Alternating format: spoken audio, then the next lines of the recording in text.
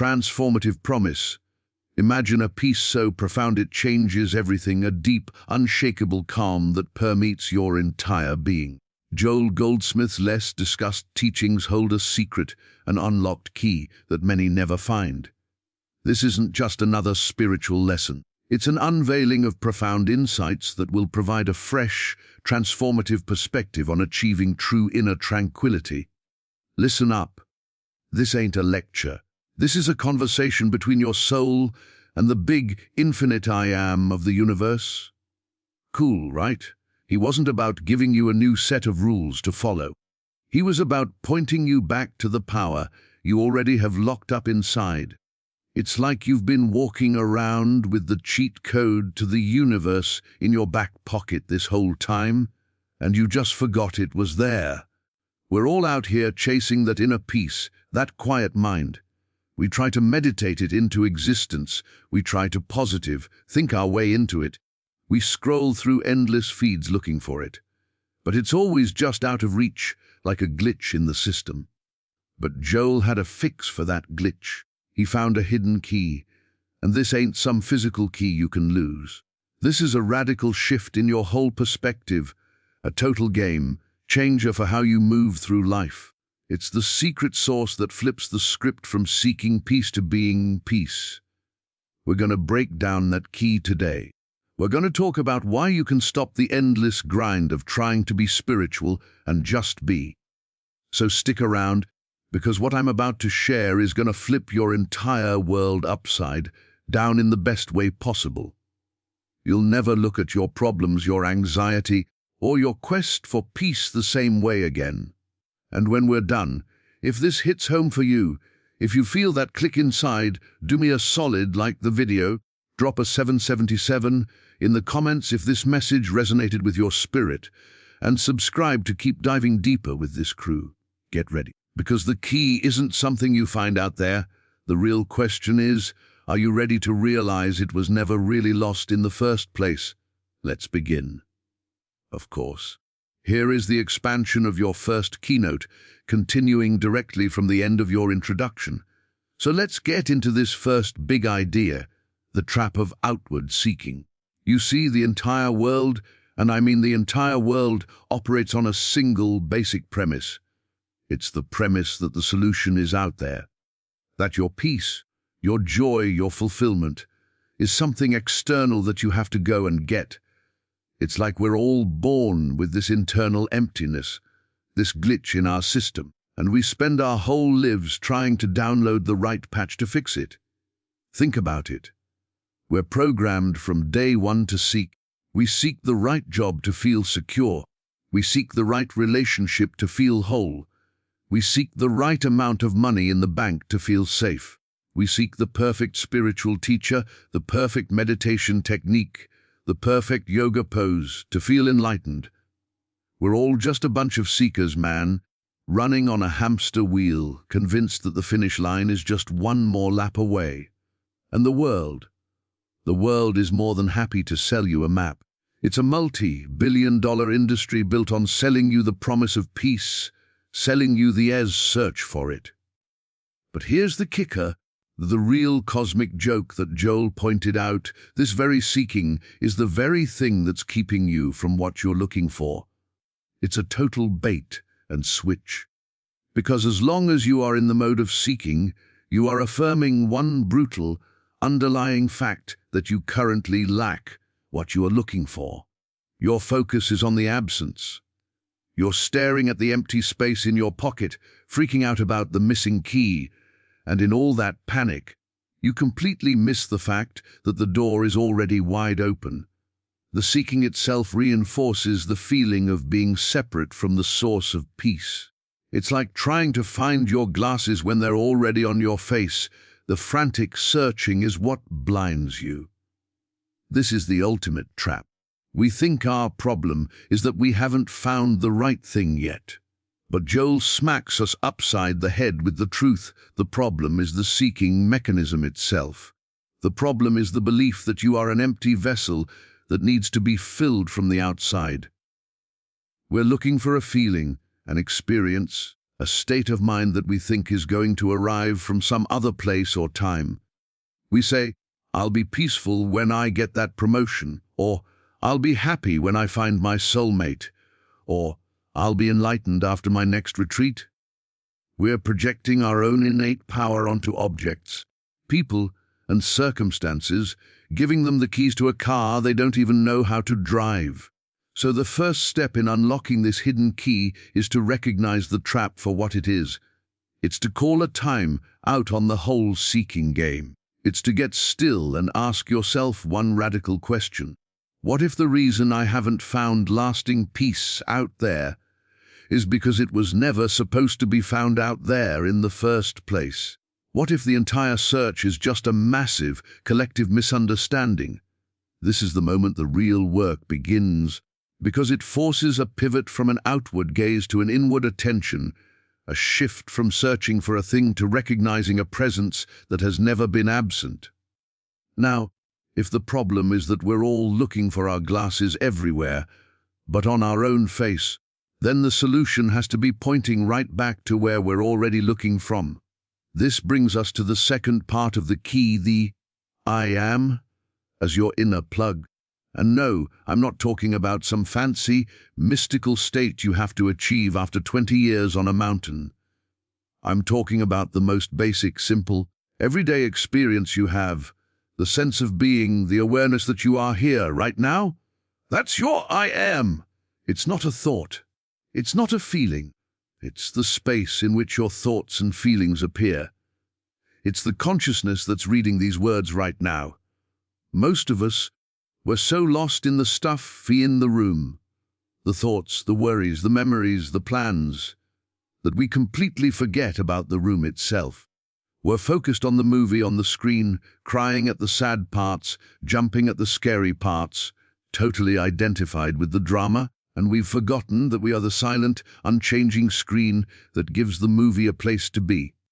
That screen, that space, that basic sense of existence. That's your I am. It's the one thing in your life that has never changed. Think about it. When you were 5, you had an I am. When you were 15, you had an I am. Right now, you have an I am. The body changed, the thoughts changed, the personality evolved, but the fundamental sense of being aware, of being conscious, of a being that has been the one constant thread through your entire existence. Joel's genius was in pointing us back to this not as a philosophy, but as a practical power source. He called it the infinite invisible. It's the source of all power, all intelligence, all peace, and it's not a million miles away. It's the very core of what you are. Trying to find peace outside of this is like a wave in the ocean trying to find wetness. It's already made of the very thing it's seeking. You are already plugged into the infinite. You are already swimming in the ocean of peace. You're just so busy thrashing around, trying to get to a different part of the ocean, that you're creating your own storms. So the work isn't to build your connection to the I am. The work is to have realized the connection that is already and always present. It's to stop trying to plug your lamp into 1,000 different external sockets.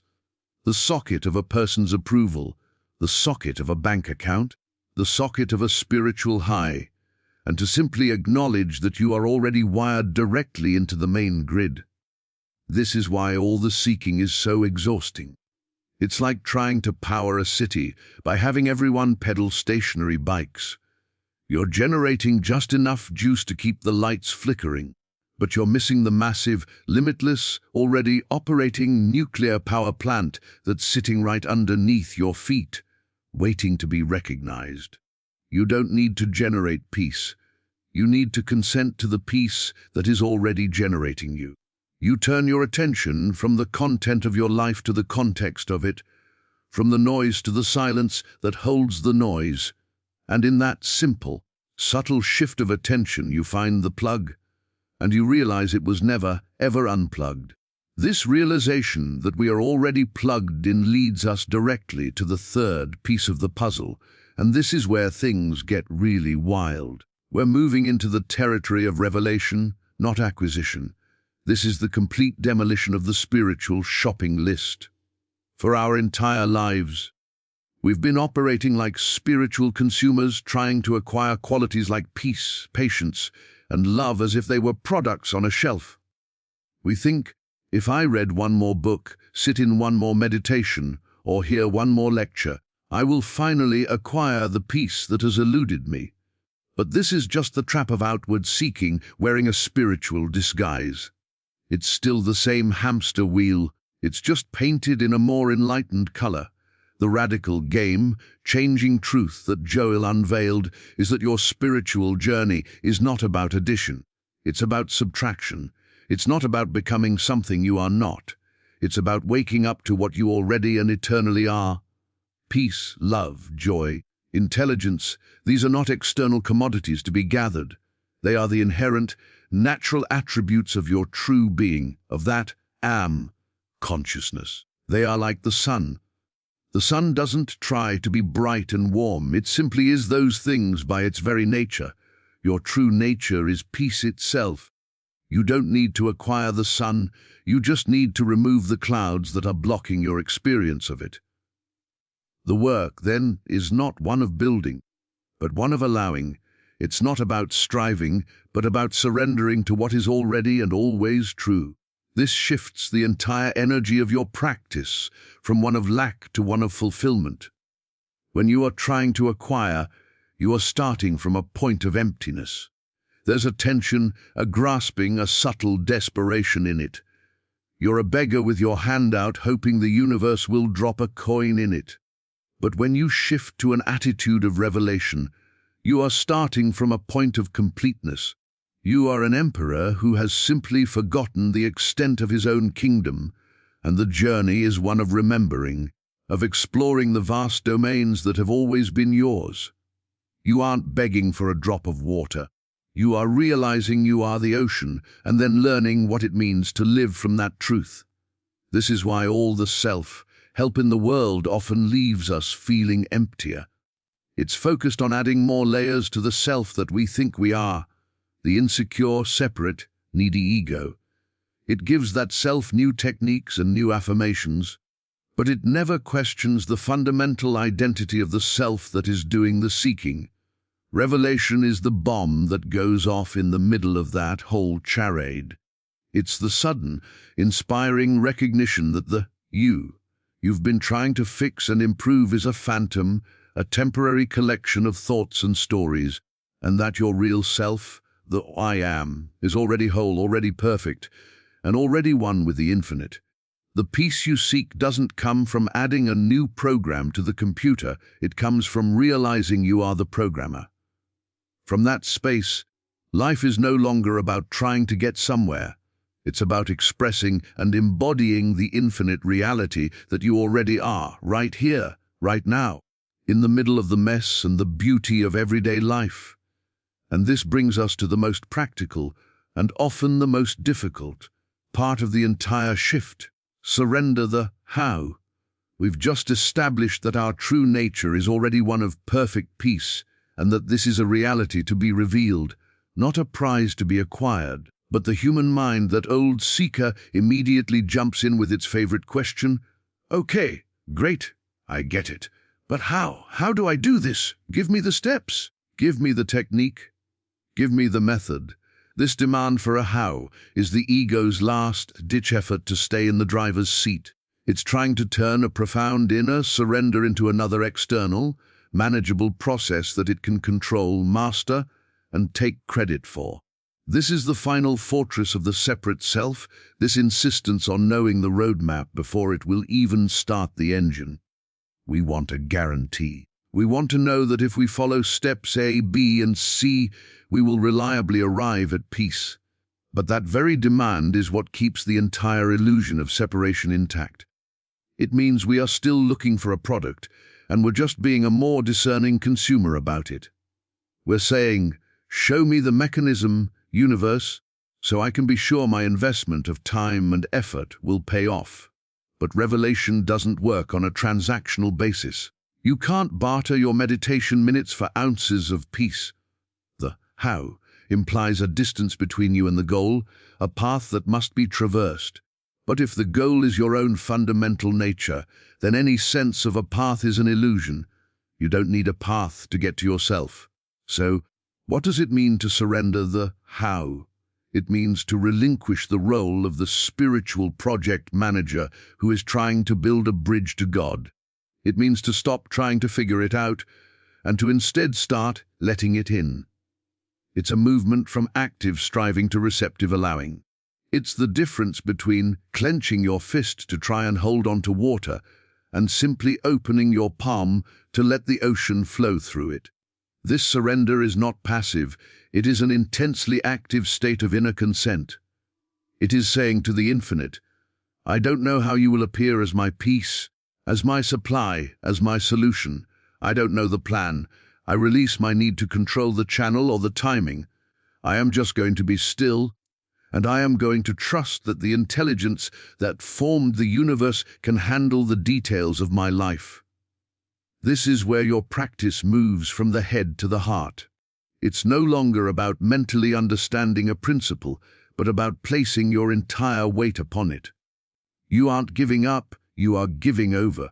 You are trading your limited personal will for the infinite, harmonious will of the I am. When a problem arises, instead of your first move being to scramble and figure out the how of solving it, your first move becomes to go within, to that silent I am, space, and acknowledge. I of my own self know not how to resolve this, but the spirit within me does. I surrender my need to know the method. I am open and receptive to your appearing. This is the ultimate act of faith. It's letting go of the steering wheel and trusting that the car is, and always has been, self-driving. The peace you feel is not the peace of a problem solved. It is the peace of the one who was never troubled by the problem in the first place, now being allowed to express itself as you. This act of surrender, this releasing of the how, is what naturally ushers us into the fifth and most transformative aspect of this work, living from the answer. Most of us, we spend our entire lives living from the questions. What's going to happen? How will I pay for this? Why is this happening to me? Our entire mental and emotional state is built around the energy of uncertainty, of problem, of lack. We are constantly reacting to the movie, waiting to see what the next scene will bring, and our inner peace becomes contingent on the plot. We are living from the question mark, and our life becomes a frantic search for the period at the end of the sentence. But when you have touched that I am, presence, even for a moment, and have begun to surrender the need to figure it all out, a profound shift occurs. You stop living from the question and you start living from the answer. And the answer isn't a specific solution to a specific problem. The answer is a state of being. The answer is the conscious recognition that the infinite, I am, is the only reality, and that this reality is already whole, complete, and harmonious. It is the unshakable knowing that, regardless of the appearance, God is the only power and the only presence. So, you are no longer waiting for a problem to be solved to feel peace. You are embodying the peace first, and from that state of embodied peace, you watch as the problems reorganize themselves. This is the difference between being a thermometer and a thermostat. A thermometer just reflects the temperature of the room. If the room is anxious, it reads anxious. If the room is fearful, it reads fearful. Most of us are spiritual thermometers, reacting to every change in our environment. But when you are living from the answer, you become a thermostat. You set the temperature of your inner world. You bring the peace, the love, the confidences to the situation. You don't wait for the situation to provide it for you. You walk into a chaotic room, and your very presence, anchored in the answer, begins to change the spiritual atmosphere. You are no longer at the effect of the world. You are the cause of your own experience. This is the practical magic of it all. You don't pray for peace as if it's missing. You pray from peace, acknowledging it as the ever-present reality of your being. You don't pray for supply as if you are in lack. You pray from the consciousness of abundance, knowing that the infinite source is your source. You are literally reversing the flow of your life. Instead of the outer world dictating your inner state, your anchored inner state begins to reshape your outer world. It's not a magic trick to get what you want, it's a spiritual law. Consciousness is the only causative force. When your consciousness is rooted in the truth of the answer, the truth of oneness, wholeness, and harmony, then your experience cannot help but, in time, reflect the truth back to you. You stop trying to fix the shadows on the wall and you simply turn on the light. The shadows were never the real problem, the absence of light was. Living from the answer is choosing to be the light, regardless of the shadows, and trusting the light to do what light does: illuminate, clarify, and reveal the truth of any situation. And this brings us to the final, stunningly simple conclusion of it all: your peace is already on. After all this talk of traps and seeking, of I am and surrender, of living from the answer, we arrive at the most direct, uncomplicated truth you will ever hear. You are not broken. You do not need to be fixed. The state of peace you have been chasing like a distant horizon is not a destination. It is not a mood that comes and goes. It is the fundamental ground of your being. It is the factory setting of your soul. It is the default mode of the infinite consciousness that you are. Think of it like this.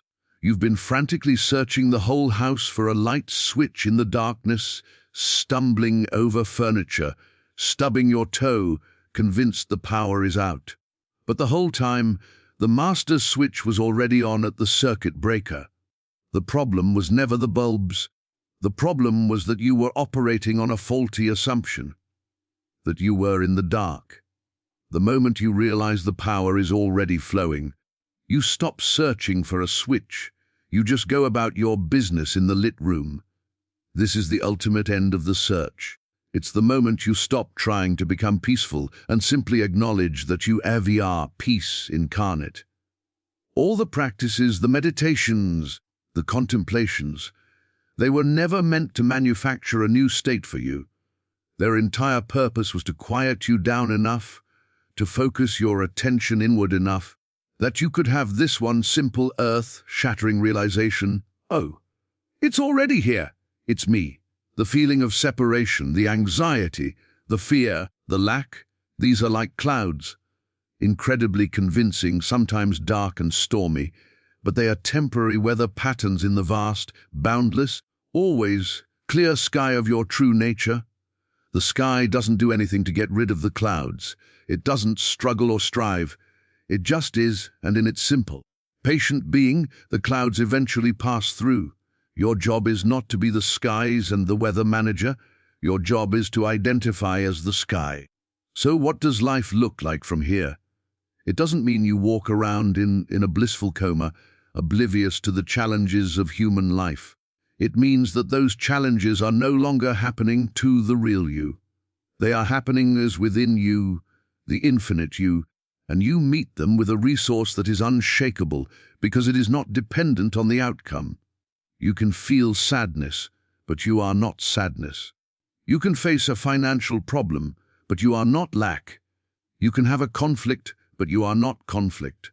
There is a core of you that remains untouched, a deep, still well of peace that can never be disturbed, because it is the very substance from which all disturbance arises and passes away.